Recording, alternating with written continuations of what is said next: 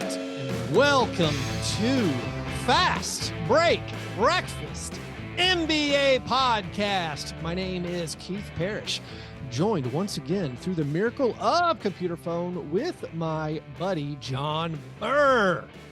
John, Hello, how are you? everyone? Hello, I live John. still. It's been a weird stretch for me. Yeah. So I went to, and we'll get into this a little bit more in my worst of the week, but I went to 2 basketball games because I love going to basketball games. I didn't know this. However, I didn't go to professional basketball games. Oh. Went to 2 college basketball games. They were both Tennessee games. First one was against Vanderbilt. We lost on our last second buzzer beater. Jerry Stackhouse shout out. Got to. Jerry Stackhouse coached his A off too. We got to I think he fouled us 5 times in 9 or 10 seconds to win that game. Spiritual leader of the show. No, tell me briefly what happened in this game. I haven't seen any college basketball. I heard that Jerry Stackhouse was a wizard, a guy who'd been much criticized for his coaching at Vanderbilt, but apparently pulled out an upset with his coaching prowess. After Tennessee gave up an open layup to try to kill more time, and by the way, the open layup clinches the game.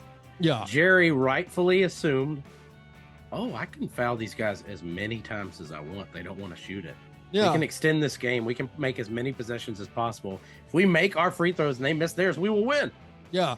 And Rick Barnes made no adjustments. And then we lost on a last second 3-point shot. So I felt like I had to make this up and made the sojourn to Knoxville.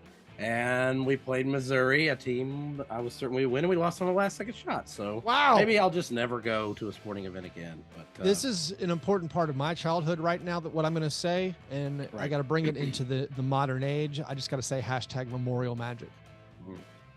#Memorial Magic. I'll give it to you straight, man. I think it's the best home court advantage of all time. When I go there, get a parallax view, vertigo just looking down on the court. The Vanderbilt basketball court, if you don't know, it's a raised platform, and basically the only.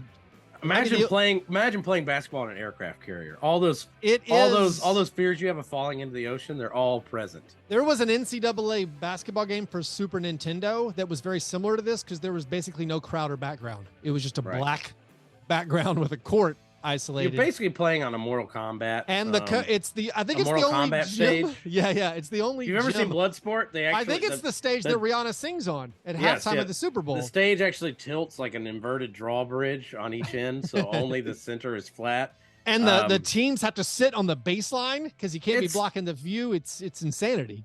And I really think it's very annoying in many ways because you look around at the fans, not at a Tennessee Vanderbilt game, it is just Tennessee fans. Yeah. But I've been a Vanderbilt season ticket holder for 1 billion years, pretty much just for the Tennessee game and to sell the Kentucky ticket. Right. But you just look around and it's just all the dad, the evil dad from Friday Night Lights. That's the entire fan base. Just like the guy who runs the town, only there's somehow 1,000 of them. Yeah. And then they have this court that feels like cheating, and you're just like, what's going on here? This is white privilege. It's also un-air conditioned. Yeah. There's no maybe they've changed that in the past 20 years. When I was a kid, I went to basketball camps there, and it was so hot. And it was I would say something changed around the Keith Byers era. It could yeah. So they Derek Byers, excuse me. Keith Byers, running back, Philadelphia Eagles. Yeah. Derek Byers. So this is one of the funny things. I was still going to Vanderbilt basketball games back in the Derek Byers, Shane Foster era. Derek Byers was a first-round draft pick in the NBA, and my wife, who is not a basketball expert and not even that interested in basketball, she said about Derek Byers and his NBA prospects. Actually, I think Derek Byers follows me on Twitter. But anyway, Derek Byers, she's like, that guy's going to the NBA. He can't dribble. And I was like, you're right. I think it's going to be tough. You stole your whole podcasting style from your wife's. I really did. Derek Byers analysis. Her pithy observations were right on. My late great grandmother. I heard you say that about Zaire Williams last night. Who said that Jarnell Stokes seems too small and slow for the NBA?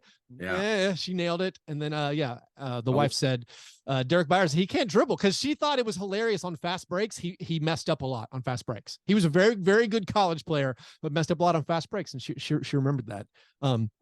Speaking of wives and partners, it's Valentine's Day, Jon. Are you equipped? Are you prepared? Have you passed into the stage of romance is dead where you don't have to do anything? I am the pick your poison, the Michael Jordan or LeBron James of this whole thing. Oh, not married, therefore have no anniversary. Have successfully convinced my betrothed, who is kind of a pragmatic person to begin with, that Valentine's Day, Mother's Day, all these things are scams perpetuated on us by the of course card people. So we do not celebrate Valentine's Day. We do, however, celebrate Valentine's Day specials ending at restaurants and them needing to get rid of all of the food. Yeah. So we do have dinner reservations tomorrow night. Oh, very at a nice restaurant for without having to pay the prix menu price. Yeah. But they'll still have the same specials and we'll still get that food. So that's pretty spectacular. We're not, don't. No, I do have a 2-year-old. So. Right. Well, so I feel like I feel like the kids kind of back in that regard. Well, the kids is honestly, it's a welcome for me excuse of like, oh, we just buy the kids candy and then they're happy. And then that's our Valentine's that we did. And everyone is extremely pleased. Also, we just got done with we had a Super Bowl party because Super Bowl late. That felt like a big to-do. And I was like, oh, Valentine's Day is Tuesday. We're not doing anything, right? Good. We're not doing anything. Perfect. By the way, Jon, for the Super Bowl party, you'll be happy to know I had to hide so many Legos. I was worried about the children who were coming. Just so many families. Oh, I thought you were worried about the men seeing them. No, not grown-ups. No. I don't mind. I will share my collection. How many Legos are we talking here? Billions. No, there's so many, but we'd invited a bunch of people over because it had been we'd hadn't had one of these Super Bowl parties in a few years because of pandemic related fallout and just we can't get a bunch of kids together and whatever. And so now they're like, hey, we're bringing the Super Bowl party back. Let's just invite a bunch of people. Surely they won't all say yes. They all said yes. We were like, oh my goodness, there's going to be 30 kids here. And I have a lot of Lego set out behind me on YouTube. People can see just some of the podcast area. I'm not hiding the podcast area. But I definitely put some away. I definitely hid some in a room. My wife was like, you should maybe put do not touch on some, but I'm like, that was too embarrassing to me. That was too much the literal president business from the Lego movie. Yeah, I don't know what your wife's. That's not even a real thing. I'm like, you can't put do not touch because then you're just as. I was like, first of all, the Lego collection is in not. Your butt. Well, it's it's not nice enough to say that means steal.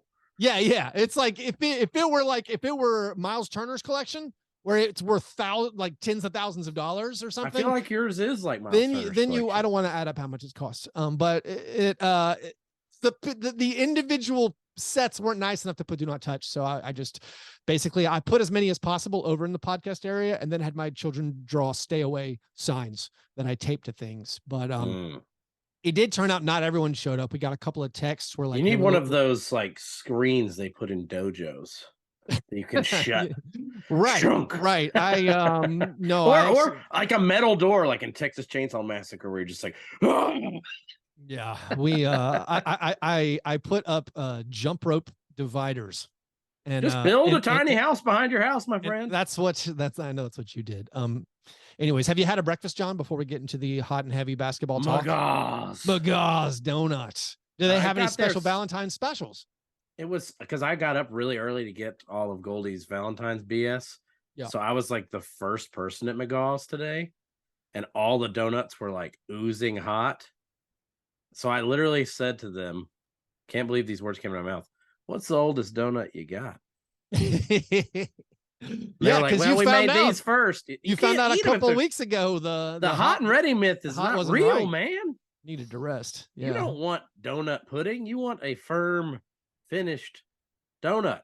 I mean, honestly, I think you've graduated to a higher plane of donut consumer. I think you're referring to diabetes, but yes. No, but when you show up first thing, you're like, yeah, you got any leftovers from yesterday?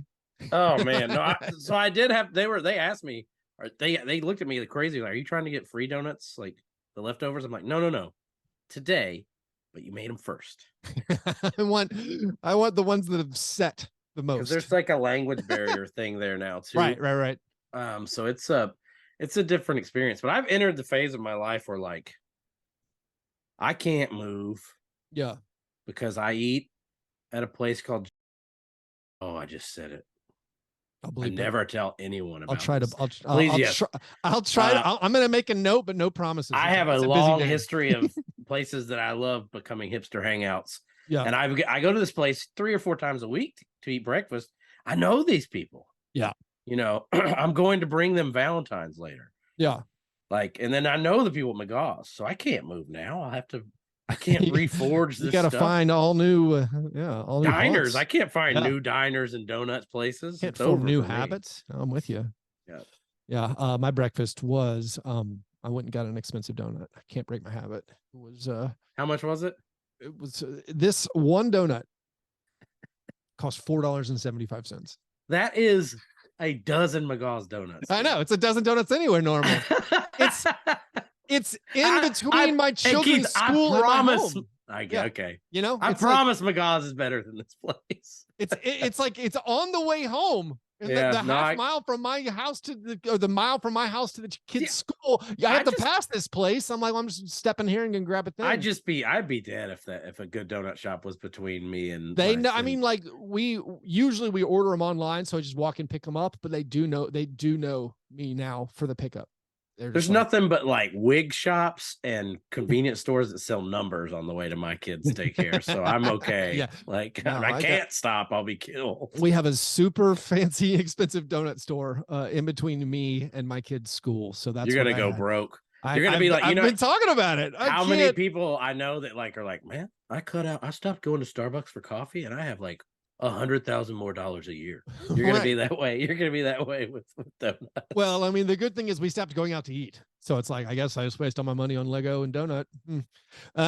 Anyways, those were our breakfasts. After our breakfasts, we move to our breakfast in bed apologies. This is our chance to make right what we might have gotten wrong on a previous episode. It's usually the first time we talk about basketball. John, what would you like to apologize to the listeners for?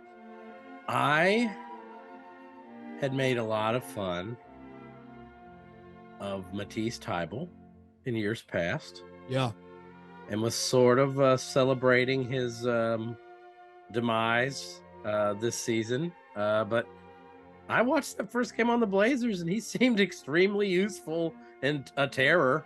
And it was, I'm enjoying the good move for both teams honeymoon era of the trades right now. Well, I mean, Matisse Thybulle, as you know, just one of my prototypical players. Like I like him. Right. What is he? Mm-hmm. Terrible at shooting? Oh, amazing. Give me more of this. And I like that you have gone from like I like gritty defensive minded players to I love terrible basketball players, which I think is beautiful. Well, I've always been there. I think that's a true NBA hipster. It's just like, you know what? I don't even like good players. I'm still surprised that Andrew Harrison just flamed out so quickly. Andrew Harrison had a huge game-changing block in a playoff game for the Grizzlies. No, I like Matisse Thybulle, and I was disappointed that we never even got like the Melton Thybulle minutes. The guys who were 1 and 2 in steal percentage last season, we never got them to spread their wings and play together. And then you get Thybulle going over to Portland. You're like, you know what? If he gets to play, I'm excited. I'm encouraged. And I know Jeremy Grant was out. Available. Yeah, Jeremy Grant. He did get 28 protocol. Minutes, 26 minutes. He started. He played. Yeah. He was amazing. And I'm just like, well, that's Matisse Thybulle. He does the next thing. To Cam Reddish. What's also funny about this game, Darvin Ham was like, Darvin Ham said what initially I'm like, that's loser talk. He was like, if you look at the expected field goal percentage of our opponent, our defense was amazing. And you're like, shut up, man, that's loser talk. Well, you're going to raise a banner. You won the expected field goal percentage. But then I watched all the Blazers shots they made, and I'm like, dang, man, that's crazy. Those shots were unbelievable. Like, how did they make so many? All the Matisse Thybulle pull up. I feel that way about the Celtics Grizzlies game we just watched. Yeah, where I'm like, that doesn't count. You guys made every shot. That's what they do.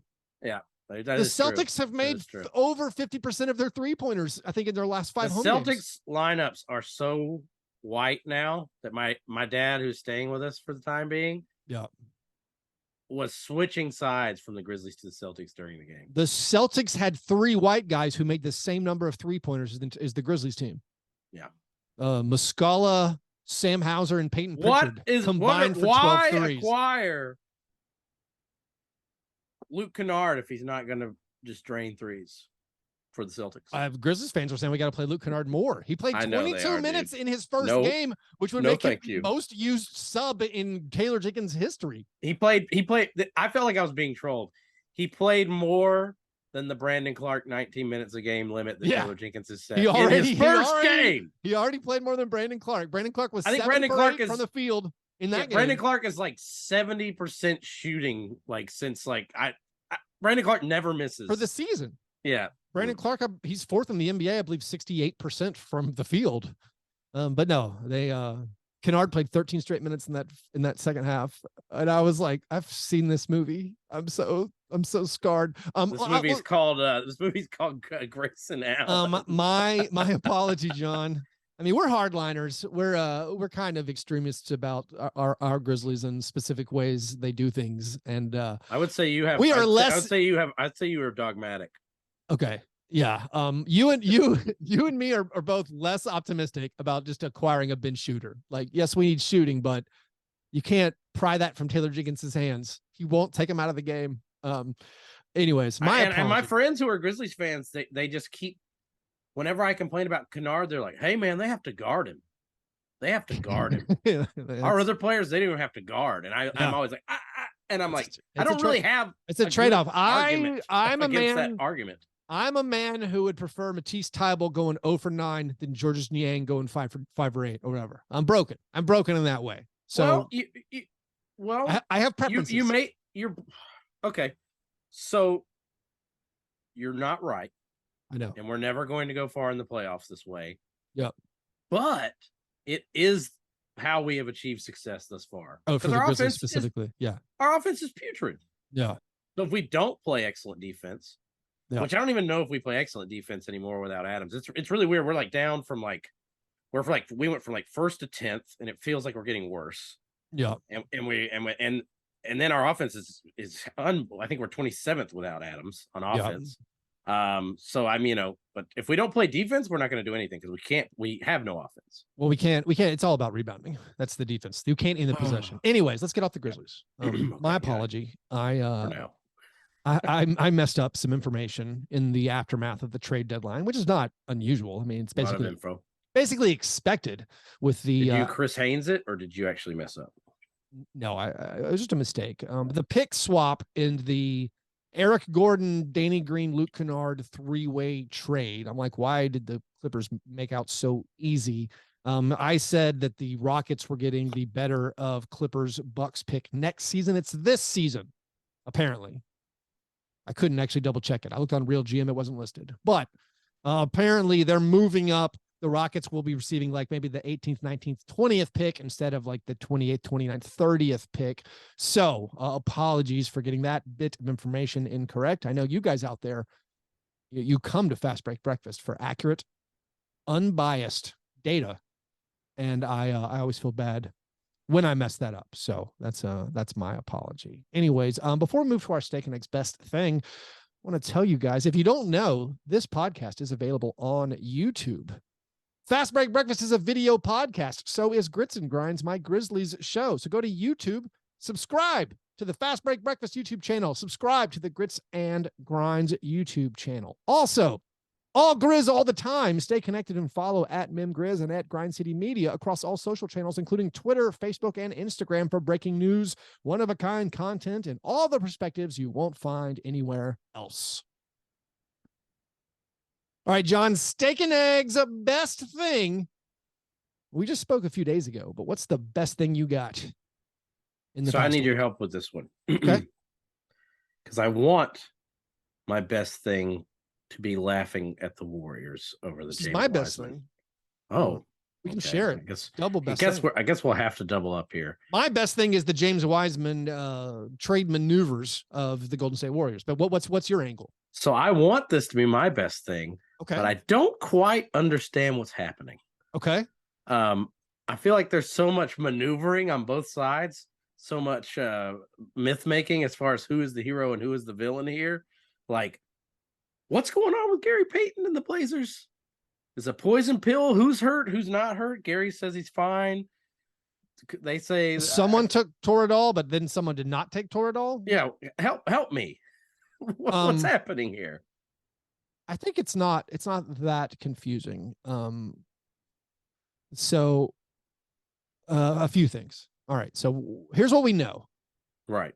The Warriors were trading James Wiseman for one, luxury tax payment reduction, trying to save some money, but also they wanted to bring in a defensive stopper. They wanted to bring back in Gary Payton too. So related to this all, the Pistons are like, yeah, we want James Wiseman because we can't ever get enough center projects, specifically from the University of Memphis. The Pistons also send Saddiq Bey to the Hawks. The Hawks are like, we need Saddiq Bey. We should trade for him because we, for some reason, got rid of Kevin Huerter in a cost-saving move. So we're going to trade a lot of second-round picks for Saddiq Bey. Now that we have Saddiq Bey, we have to shed some salary, so we're going to make another deal to dump salary. Meanwhile, the Blazers are like, you know what? This guy's secretly hurt. What if we can turn him into some second-round draft picks? So all this happens. And everyone wants this deal to happen. And then the Warriors come out, and I've heard some things, some rumors of things. This is unsourced. This is this is just dudes talking. All right. In a little dude chat, there's some talk about like Joe Lacob heard something and got upset and didn't check out that, like, oh, we knew this. But then again, allegedly, rumors upon rumors, then Joe Lacob reaches out maybe to a reporter. It's like, hey, we got screwed here. We're going to make a complaint. So I don't know. But anyway, the Warriors make a complaint about, hey, we didn't know Gary Payton 2 is not ready to play, and he's actually more seriously hurt. Now, some of these details are kind of fun. So Gary Payton 2's agent specifically said, my guy didn't receive Toradol shots. Yeah. Leaving the door open. There's other ways to get Toradol. There's a lot of ways to get Toradol. Yeah. So the cream. So anyways, the league, received this complaint from the Warriors. And this is the part I find just delightful. One, I mean, as a fan of chaos. So is the league then like, okay, we'll cancel the trade, and then the Warriors are like, wait. Exactly. Yeah. Nobody's saying that. Nobody's saying that. We'll just untie. I mean, like, the Hawks are like, we're getting screwed bad if this gets undone. The Pistons are like, this stinks. We traded away Saddiq Bey. He's coming back. And so the league could be like, all right, fine, we'll undo the trade. And the Warriors like, no one's saying that. And so my favorite part is, this is from the Warriors, something I relate to deeply. This is them feeling slightly aggrieved and wanting it to be made right and seeing what concession they can receive for being made right. I mean, very Keith. It's this is very customer service Keith right here. This is extremely customer service Keith. This is, I had this exact thing happen to me. I saw on Amazon once that this Lego set I wanted was available, and it's a Lego set that was retiring, and it was unavailable on many places. And I saw it on Amazon for a good price. Well, if you don't know, Lego frequently, to keep the demand high, to keep us junkies going insane, they sell the product for a little while and they take it away, and then it's gone forever. Now it'll cost you 2 or 3 times more to track this down from some wholesaler or someone who collects and flips these things. John, you're acting like I'm nuts. This is your thing. This is literally you have so many collectibles. You buy things and resell them for profit. Will these Funko Pops behind me, will those be your methadone to get off the Legos one day? You have gotten me my fix. Yeah, I've been your dealer. One of the first people ever here, like, hey man, I just found these Lego sets. And I'm like, oh my God, get this one.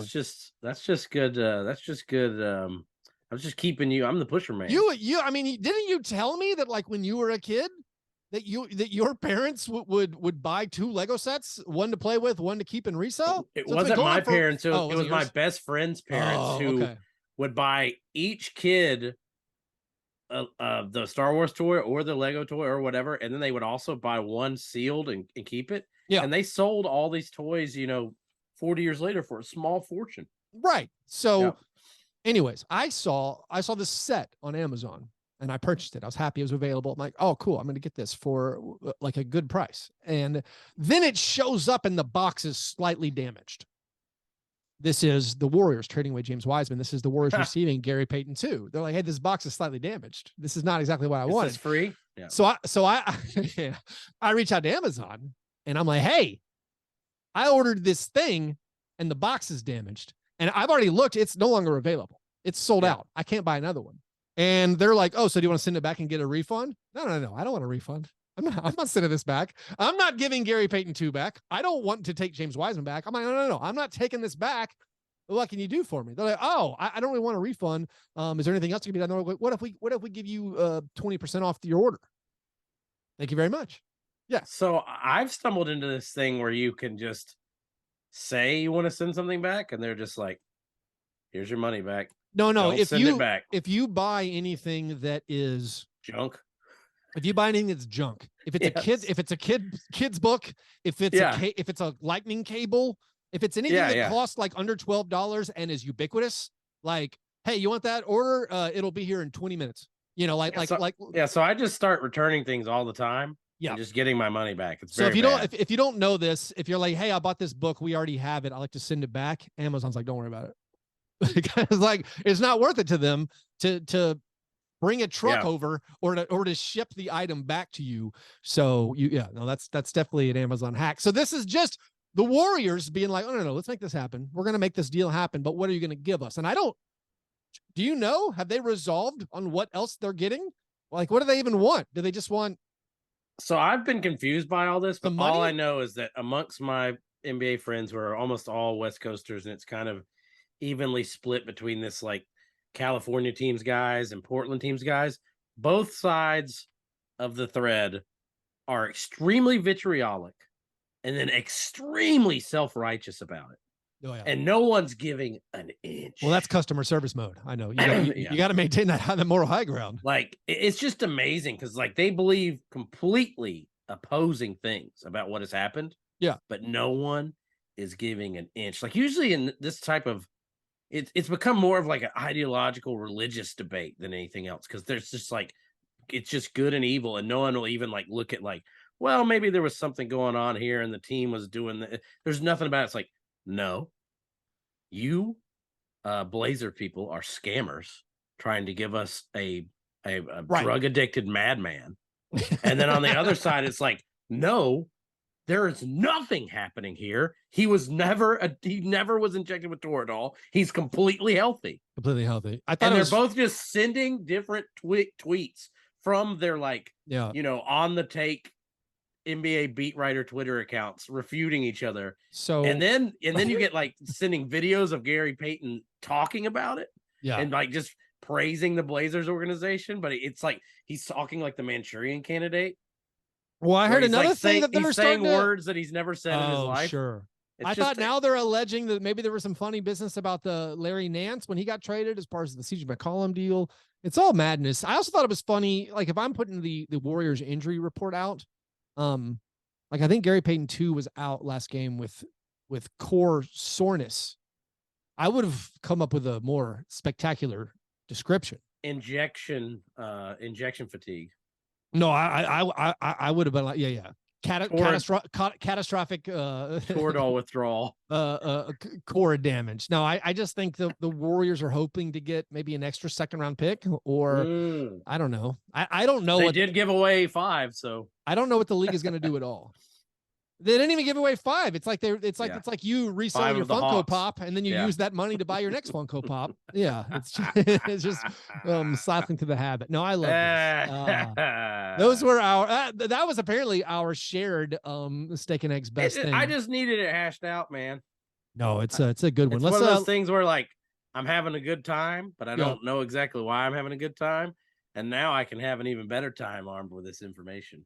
Yeah. I know you know how to, you're much more media literate than I am. I cannot find the information I require anymore. The internet doesn't work for me. It's a bunch of broken links. And unless I sign on to my desktop, which is the only place I'm allowing Twitter to live anymore. Search engines are kind of weird. Yeah. Yeah, search engines are insane. Anymore. Yeah, I was trying really to go to messed thesaurus up to find in the fastest way I know to find NBA injury reports is to go to Twitter, which is messed up. Like, why can't I just, if I Google the Hawks injury report, why won't it take me to the Hawks? You'll end up on thesaurus.com. It's insane. Here, I'll do a different steak and eggs. Here, okay. I'll pivot away so our listeners make sure they get their full helping. I'm loving how good Jalen Brunson is. Jalen Brunson has been on an absolute monster tear, but here's my twist. Here's my Fastbreak Breakfast patented twist. My best part about how great Jalen Brunson is Knicks fans doing this incredible job of going to war about Brunson being an all-star snub, but somehow doing it without ever mentioning Julius Randle. It's an amazing bit of fandom that they're like, we're a snub. We got to get this guy in the game. Who are you taking out? Not Julius Randle. I won't even say his name. Good job, Knicks fans. Well, is it because they'd have to, they don't want to lose a guy? Yeah. Yeah. I mean, I get it. Jalen Brunson should be in over Julius Randle. I mean, I get it. I know. If we were wanting Bane in, they're not looking at that. Never hurts his toe. That's right. Bane never hurts his toe. And we have a campaign. We got to take out De'Aaron Fox. They're laser focused on Drew Holiday. They're like, Drew Holiday. Look at his stats. Wait, what about Julius Randle? Who? Man, I gotta say, and I think Josh Hart will back me up. I don't know if you've seen the footage of Josh Hart watching Jalen Brunson play for like the first time up close. Well, what about Jalen Brunson live and in person is like c'est magnifique. Like one of the great live not just Matisse Thybulle going from the Sixers to the Trailblazers and all of a sudden just draining threes. What about Josh Hart, who looked like he's spent his entire season being Mo Harkless protecting his 3-point percentage bonus by not shooting any 3-pointers. He shows up on the Knicks. He dropped 27. Turns out Brunson scored almost 70 combined on Monday night. When Chuck Knobloch and Dale Murphy and all those baseball players got the yips, they should have just traded them. It cures the yips. Yeah, incredible. I mean, it's the guy who would not shoot. Yeah, he stopped shooting threes. Anyways, so there's your full helping of steak and eggs. Now we can do the opposite of our steak and eggs, our cream of wheat. Worst thing. What's your cream of wheat, John? So I told you I went to a couple basketball games this week. Yeah.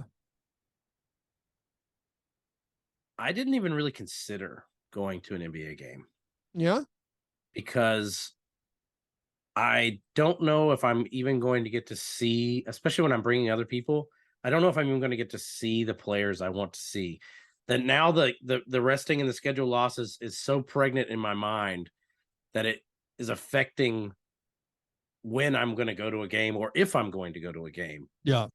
This does not happen to me with any other. I'm a fan of a bunch of sports and I go to a lot of sporting events. It's just an NBA problem. And if you it's highlighted. Have you seen who the scheduled losses line up for the Celtics is tonight? No, I haven't actually. So they are, and this isn't all resting people. 3 of these injuries are somewhat legitimate, but Jalen, Jason, Smart, Brogdon, Danilo, Grant, Robert Williams, Derek White, all sitting. Think of all those poor Gallinari fans. Who are the Celtics even going to play? Those Gallinari. It's going to be Payton Pritchard, Mike Muscala, and Sam Hauser banging 18 3-pointers. Couldn't they have at least couldn't they have at least activated Gallinari to get a true white knight lineup? I mean, this is also furthermore, and let's be real, I am actually just angry that they didn't schedule this loss versus the Grizzlies. You can't. That was Super Bowl Sunday ABC. You can't rest your guys against on ABC the Bucks. What about LeBron James shutting it down? Poor guy. LeBron James got his record. He's like, I'm done. He basically had a party in the third quarter of that game with like drinks and stuff. They stopped the game to have a celebration. He was hungover. I love that he was at the Super Bowl and was questionable. Like he's questionable for the next game. I'm not saying these guys shouldn't go to sporting events. That's not what I'm saying. I'm not saying he shouldn't. If you have the the capability to go to the Super Bowl, but I can also be like, I can raise my eyebrow, but it's kind of funny. Like, you have a game tomorrow. I guess it's not the same as a Vince Carter flying to his graduation the day of the game. Kind of hard there. I wonder what podcast would have said about it back then.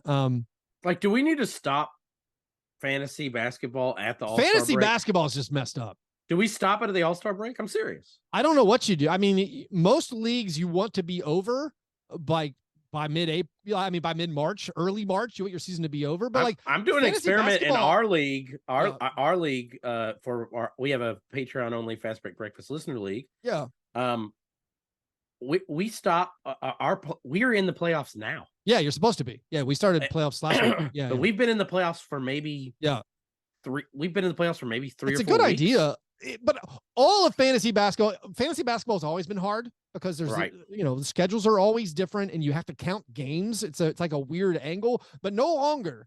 Now you're counting games, and if you want to be like hardcore, you have to look at your back-to-backs of your players, and you'd be like, all right, so is Giannis only going to play 2 of these 3 games? Is DeRozan going to play 2 of these 3? And last year's fantasy basketball championships were won by like OKC's G League team. Well, it's just This year it's going to be who has Malachi Branham. Malachi Branham. Last year, Drew Eubanks was winning fantasy titles, right? Because like the Blazers lost the last 26 games, and they're like, man, this guy just play every minute. No, fantasy basketball is super messed up, and I don't know what the option is. If it's just like, are you supposed to have deep IRs where you just keep swapping guys in and out? No, and even scheduling travel is tough. I know the Grizzlies play the Warriors on a Saturday coming up soon. I assume tickets are still available, 901-888-HOOP. But I also look at that schedule and I'm like, wait a minute, the Grizzlies on the second night of a back-to-back. Are they who's playing? Why am I going to go? It's tough when you don't live in that town specifically. If you're you're like us and you have to drive at least 3 hours to go to an NBA game. The Grizzlies are winning. The fans are coming out. They're going to be fine. But for me, for a guy who doesn't have a team, like, because they're traditionally, I can go to a Hawks game. I can go to a Grizzlies game. These are like my outings. Yeah. And it's not really on the table anymore. Yeah. It's just not.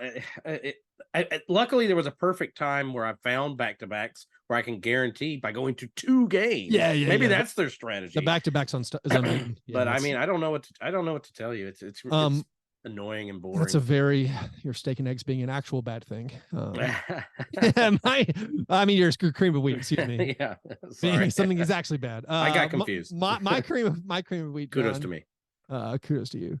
My cream of wheat is. I guess it can be an actual bad thing. The Bulls are depressing. Maybe the Bulls did nothing because they are in a deep the Bulls in their last 4 games made fewer 3-pointers total than the Celtics did against the Grizzlies on Sunday. The Bulls are the first team in 5 seasons to only make 26 threes over a 5-game span. It's been 5 years since any team made that few from downtown. In their past 4 games. Do you remember when I begged the Bulls not to tank? Well, they didn't have to tank. Oh, right now the Magic are looking at those tankathon standings, and Magic are with like 2 top 7 picks right now, thanks to the Bulls. The Bulls in their last 4 are averaging 93.5 points per game. That is the fewest points scored over a 4-game span in the past 2 years in the NBA. They are, in the words of the fake 30 Rock movie, hard to watch. It is depressing watching the Bulls play, and there's no relief coming. They're not. I don't think. I guess technically they can still make a push. You still have, they're still ahead of the Pacers. Maybe the Wizards will fall apart. I don't know. Their schedule gets pretty grotesque too. I haven't even looked at their schedule. They're scoring. They've had, I believe, their 3 lowest scoring games of the season have been in their last 4 games. I think it's possible. The Grizzlies held them to 89. Yeah. They scored 89 again the other night. I think DeRozan's actually hurt right now. That's affecting things. You can tell that Billy Donovan's just scrambling with hey, let's just play Kobe White and Dragic with Levine There's and DeRozan. Maybe a we'll lot score. of weird Dragic lineups every time I watch it. We won't actually score. No, the Bulls are deeply, deeply depressing. I'll say that's definitely my worst thing. Let's do a couple listener questions, John. We'll get to the awards segment of the program. Also do our kudos to me. But first, the croissant questionnaire. Denver Drew asks, last season, Pat Bev made me laugh during games more than any player I've watched in any sport in my life. Kyle Anderson has tried valiantly to fill that void this season, but I still miss Pat Beverly's antics. Who are your own personal, funny for on-court reasons players from your fandom? Well, I mean, isn't this your kudos to me moment? Don't you get tickled by Dylan Brooks' antics? I am very tickled by Dylan Brooks' antics. I was going to try to like step outside of the Grizzlies' comfort zone a bit here, but I am indeed tickled by Dylan Brooks' antics. Whether it's like throwing a flying forearm to a guy laying on the ground for a loose ball. I almost punched Mike Conley, man. Just a beautiful nut tap. It really looked like he realized he was about to punch Mike Conley and held up. He was about to drop the atomic elbow on that dude. And he was like, "Oh, it's Mike Conley." Yeah. That guy can't do Mike Conley. Everybody likes Mike Conley.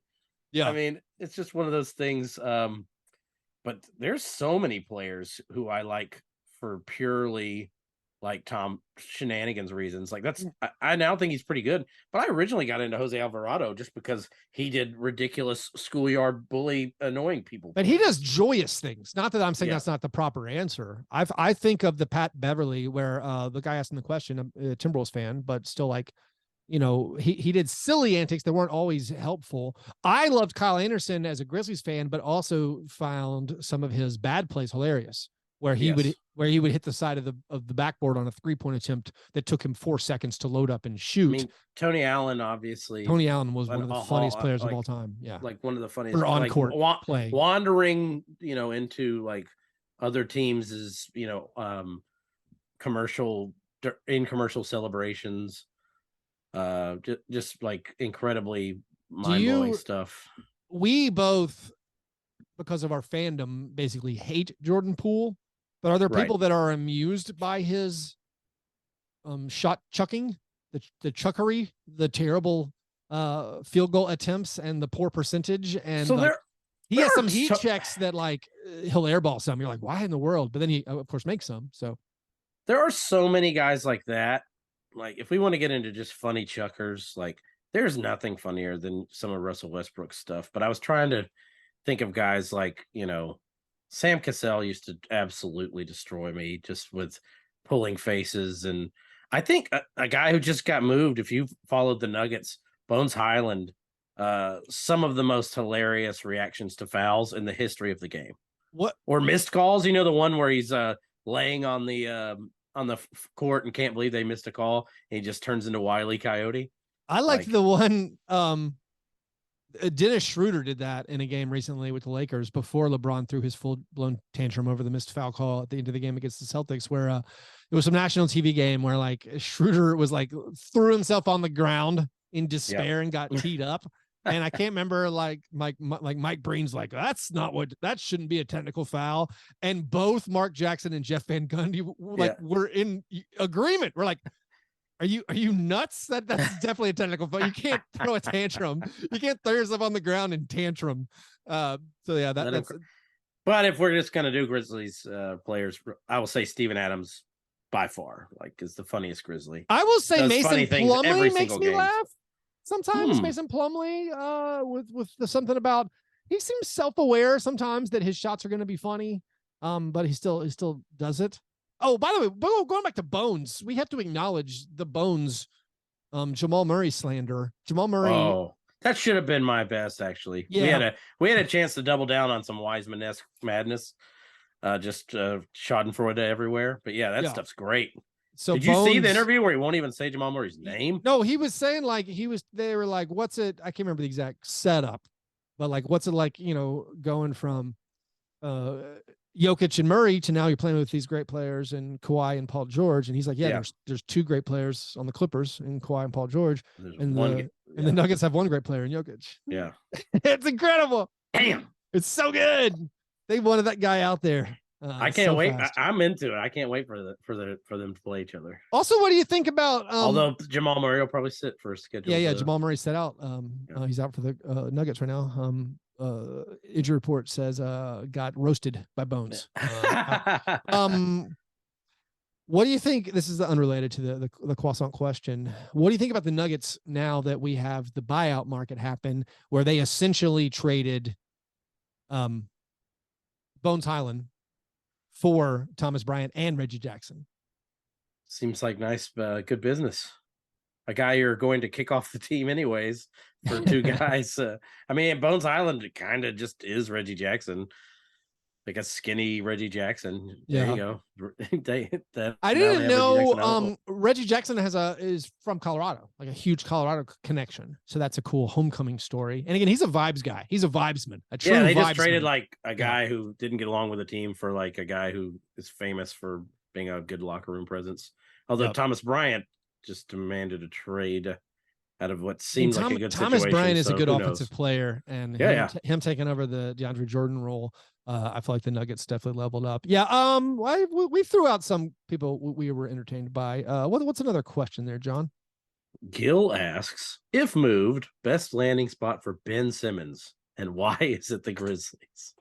Well, forget the Grizzlies, but kudos to Jacques Vaughn. Yeah, just benching him. Burying Ben Simmons. Yeah. I know the new look Nets that I'm super excited about, along with every other podcaster. They're 0-2, but they've buried Ben Simmons. I gotta say, Knicks over Nets was like the easiest lock of the year for me betting wise. It was like, man, everybody's excited about this. Jalen Brunson is going to eat their soul. Yeah, I do, man. I really like what the Nets have. And I think they're going to be fine this season, even. But where should Ben Simmons go?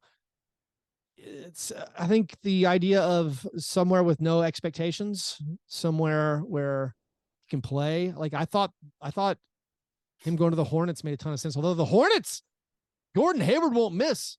The Hornets are reborn, kind of exciting now with we just play these 5 guys 40 minutes. They won't even play James Bouknight, who I stashed in our negative fantasy league, thinking he's going to get PT at some point, right? At the end of the season. Nope. They're just going to keep playing PJ Washington and Gordon Hayward like 40 minutes a game. And I feel like Charlotte would be a good spot where like they don't have anyone ahead of him in the rotation. They could what about 4 or 5. What about Washington, where you don't really have a point guard?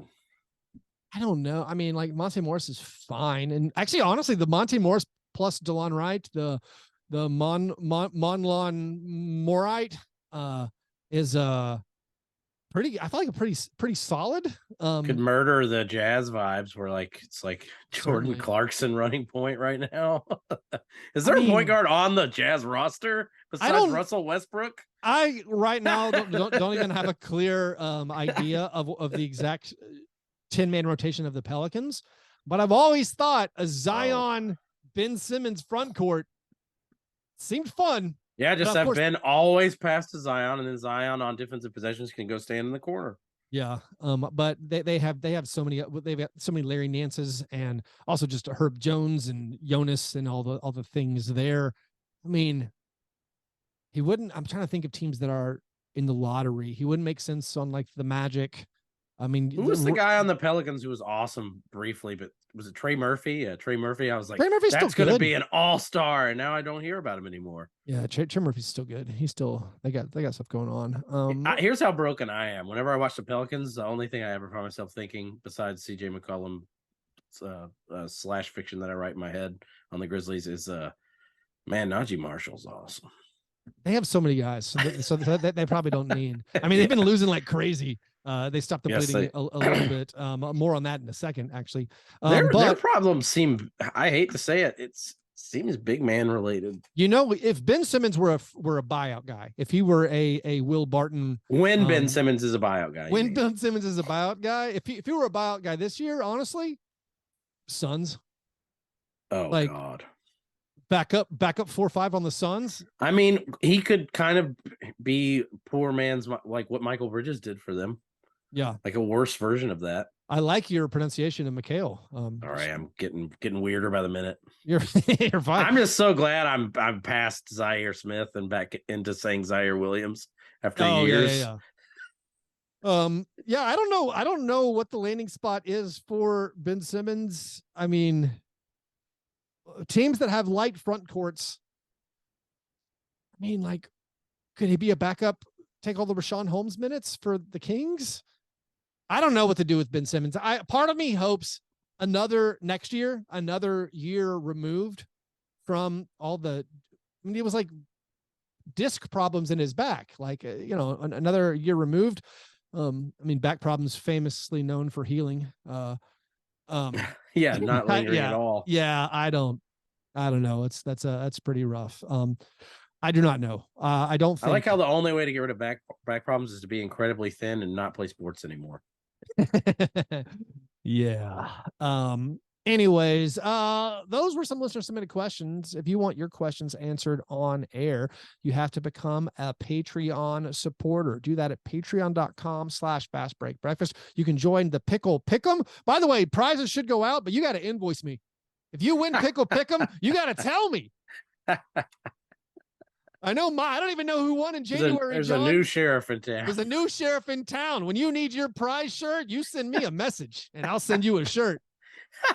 I guess I'm supposed to chase down who wins these things. But anyways, we have a monthly contest picking the games against the spread. Allegedly, you get a free T-shirt. You just gotta tell me about it, and I'll send you a T-shirt. Also, of course, join the Slack where we talk about everything around the clock and get your. We had a guy go 20-2 recently.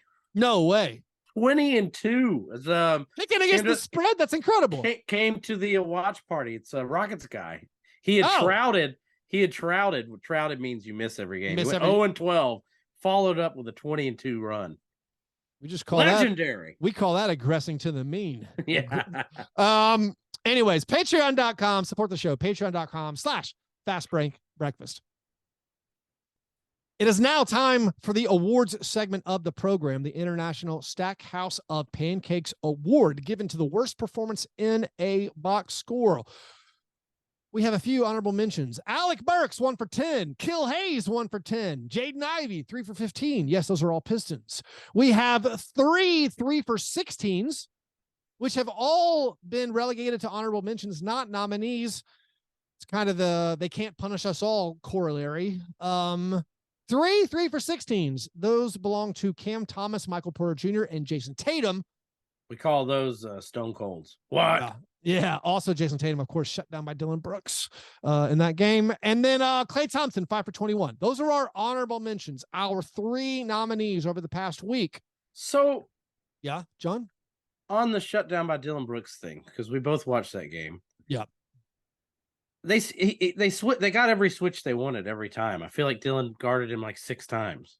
I can't accept this argument. I don't know what you're talking about. Okay. I didn't see that. That's wild, man. Huh? I said that's wild, man. That's not what you saw. Okay. No, yeah. Obviously, they're trying to get switches and stuff. Yeah. Individual defense is not just one-on-one. They're doing stuff. Right. Dylan is very good at fighting over screens. It's one of his strengths.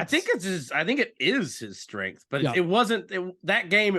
That's not what we did. It was just like, all right, he's gonna get who he wants. Oh, he missed. That's also a rare Grizzlies game I didn't rewatch because it was Super Bowl party time. Yeah. It was one of the weirder ones of the year, honestly. It might bear a rewatch just because you're going to be like, who's leading the scoring in this game? And you're going to be like, what? Sam Hauser. Yeah. Derek White, player of the week. What? Yeah. Derek White is on a tear. He had 23 and 10 against the Grizzlies. Anyways, let's list off the nominees. Last week's International Stackhouse of Pancakes nominees. DeAndre Hunter, in a loss to the Pelicans, was 0 for 9. Nice little 0 for. He had 2 points, 4 rebounds, 1 assist, 1 steal, 1 turnover, 4 personal fouls. Jalen Green, in a loss to the Sixers, 6 for 20, but 29 points.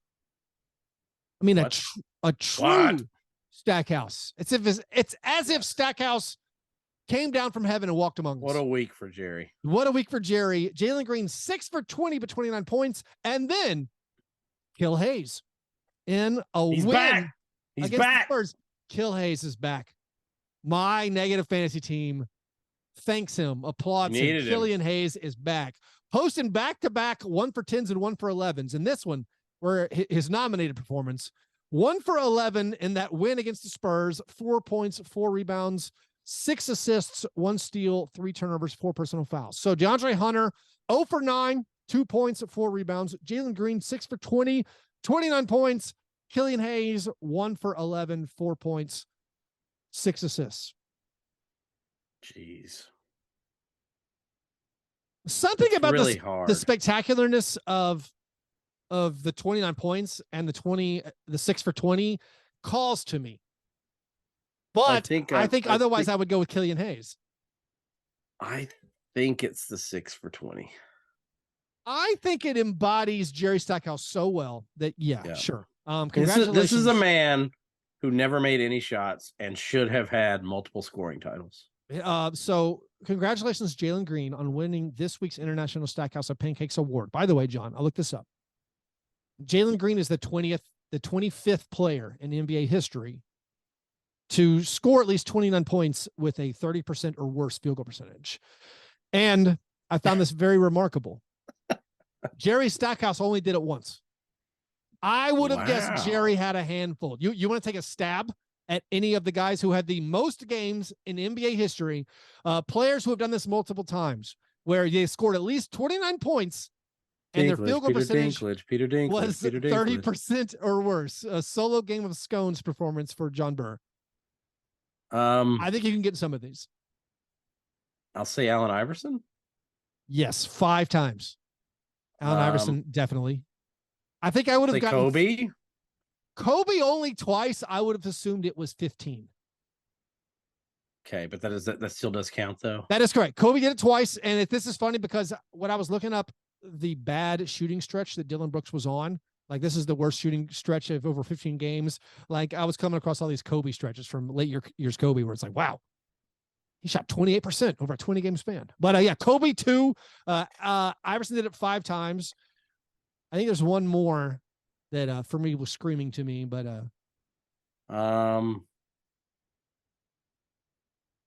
let's do Gilbert Arenas. It's a good guess. It's a good guess. The guy who's done it the most, who's done it 8 times, is still active. Russell Westbrook. So Russell Westbrook somehow never done this. Or he's never done it. He's never done it more than once. Let me see if I have the whole thing pulled up. No, I do not. No longer have that stat head window open. James Harden's done it 8 times. Oh yeah, all in the playoffs. He's done it by far. Actually, these are only regular season ones. Then he's done it like 16 times. So James Harden 8, Allen Iverson 5, Dominique Wilkins did it 3 times, and then those are the only guys to do it more than 3. And then McGrady twice, Kobe twice, DeMarcus Cousins twice, Damian Lillard twice. Anyways, kudos to me, John. This is a segment inspired by Dylan Brooks. Kudos to me. What's something that you feel you should be commended for? So, I called, I hate to be, braggadocious, but it's kudos to me, John. You're supposed to be. I called the Mike Muscala impact player, really best trade of the deadline. You really did. Just going to go ahead and brush my shoulders off with that one. That's work. Muskie Mike looks like a perfect fit in Boston. Amazing. Already decimating teams as mighty as the Memphis Grizzlies. So kudos to me. There was one trade deadline move that I feel like was scoffed at by a lot of people. A lot of people said this isn't going to mean anything. This is not even about who's playing. Luke Kennard. And no. I actually, after we did our post trade deadline stuff, I listened to several other prominent NBA podcasts that I enjoy. And the general consensus was this is just a cost cutting measure. This means nothing. As far as I know, I'm the only person who complimented this move for the on-court impact this season, and that's the Pelicans trading for Josh Richardson. Josh Richardson, in his first game with the Pelicans, got 5 steals, 2 blocks, 3 assists, played over 30 minutes, and the Pelicans won a huge game against the Thunder. Josh Richardson looking great on the Pelicans. Kudos to me. Go Vols. Kudos to you. Go Vols. Par fadeaway. John, what thing are you looking forward to? Keith, tell them when our next playback is. You know what? We're going to do on Wednesday night the second half of Luke Kennard versus the Utah Jazz. we'll be doing a playback over at playback.tv/Fastbreak Breakfast for the second half of Grizzlies Jazz. That will be roughly 8 p.m. Central, give or take. So come over to our playback room. I might also do it for the Rising Stars Challenge. I have not cleared that with my Valentine. Junior Lofton gonna be there. I'm gonna definitely not watch the celebrity game. I just hope that the guy from Ed is still on there once again. The Arcade Fire guy doesn't get a comeback because of political statements. No, you got to respect that live mic. You got to keep it vanilla. He got canceled. So probably on Friday, but definitely Wednesday night, Jazz Grizzlies come over to our playback room. Here's one thing I'm looking forward to, John. Okay. The last game that every team plays before the All-Star break sometimes are insane. Very squirrely, weird things happen. And so I definitely will be looking forward to that and see what do you mean? Okay, no, I'm just saying, like, oh, this team lost by 50 or this team lost by, like, I don't know if it's better to be on the road or playing a home game, but like a lot of these dudes are packed. Their suitcases are in the car. I am looking forward to it. I feel like the 3-point contest is like relatively star-studded this year. Do you want to handicap it? We have the 3-point. Okay, yeah, I do want to do that. Here, John, here are all for the listeners, really badly. Here are the contestants: Jason Tatum, Kevin Huerter, Damian Lillard, Tyler Hero, Tyrese Halliburton, Buddy Hield, Anthony Simons, and Lauri Markkanen. Of course, with the home court advantage. Lauri, who are your favorites here? Can you give this to me one more time? Jason Tatum, Kevin Huerter, Damian Lillard, Tyler Hero, Tyrese Halliburton, Buddy Hield, Anthony Simons, Lauri Markkanen. I like Tatum because of his like very effortless stroke. I believe Tatum has the worst 3-point percentage of all these people. Just fun fact. Well done. Kudos to me. Yeah. I mean, that shouldn't be part of your analysis, I don't believe. For the contest. I was just throwing that bit of data out for the listener. Yeah. I'll do Tatum. I would love it if my least favorite player in the league, Buddy Hield, won, though. I think I would put co-favorites as Buddy, also Damian Lillard, and I think Lauri Markkanen. Something about I feel like they're always talking about the guys who don't proving themselves. Yeah. No, the guys that don't have the big jump, who aren't leapers, who are more standstill. Yeah, the set shooters. The set shooters. Thank you. Yeah, the legs don't wear out as much. Isn't that Tatum, or is his problem the opposite, that he jumps? I feel like he jumps some. Okay. But obviously, I think you're right. I think I actually said the guy that I should like the least, but I try to do it based off of the effortlessness of their stroke. Because if you recall, Larry Bird just looked like he was flicking a booger off of his hand. Yeah, and was putting no effort into it, and it's all based off of that. That's a really fun lineup. I think it is a really fun lineup. I would love for a Dame time to also include some 3-point championships. I think that would be cool. I mean, also there's the fun fact that no one in the top 10 in 3-point percentage in the NBA is involved this year. Well, Luke Kennard's very busy. He is busy learning the Grizzlies playbook. Here's another par fadeaway, by the way. It should be mentioned. I'm looking forward to what Dwayne Dedmon will do. Chuck's bit of sabotage absolutely completed. Not only did he complete the mission by getting Dwayne Dedmon off of the Miami Heat, he got him to another Eastern Conference playoff team. Kudos to Chuck for that bit of team building. It definitely seems like a terrible idea for the Sixers. All right, is this just hey, what can you tell us about Miami's inner circle? It must be, because they struggle with Miami. That must be the call. They just need to know Pat Riley's nap schedule. Also, by the way, I can close with this. I meant to mention this during the Josh Richardson kudos to me segment. Josh Richardson, you may not know this. He was one of many NBA players of the week to get traded during trade deadline week. I was, in fact, going to offer up the world's hardest game of scones ever, which was going to be name every player who got trade deadline week who has won an player of the week, who's won a player of the week. I would award. have gone into a fugue state and then just started naming things off the wall behind you, like Verbal Kit and Usual Suspects. I would just been So Zelshko, Rabraka, Mario and Luigi, Zach Randolph. Here are the obvious ones. I'll go from most obvious to least obvious. Like Kyrie Irving, Kevin Durant. Okay. They got moved. Charles Barkley.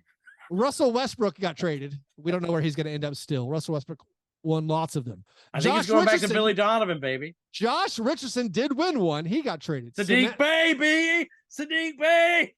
Sadiq Bey is what made me think of this activity. Because Sadiq Bey, the famous, in light of Derek White winning Player of the Week this week, reminded me that Sadiq Bey got traded finally after the James Wiseman deal was allowed to go through. Sadiq Bey, of course, won Player of the Week for the Eastern Conference. In a week, he averaged 16 points per game off the bench. The strangest Player of the Week award of all time. We need a Stackhouse Awards for Sadiq Bey. Just that. John Wall, of course, got traded. Here's some other ones. George Hill. Conley? Mike Conley. Yes, Mike Conley won it. George Hill returning to the Pacers. Yes, and I believe the only one we haven't mentioned is Spencer Dinwiddie. He also won a Player of the Week. So that's, I believe, and again, I honestly don't think that was that hard of a game of scones. Maybe not. Maybe you could have excelled at it, but all those guys were one-time NBA Players of the Week who moved at the trade deadline. Anyway, just think of washed guys. Lots and lots of washed guys. Anyways, if you're in the Memphis area, I hope you know about it by now.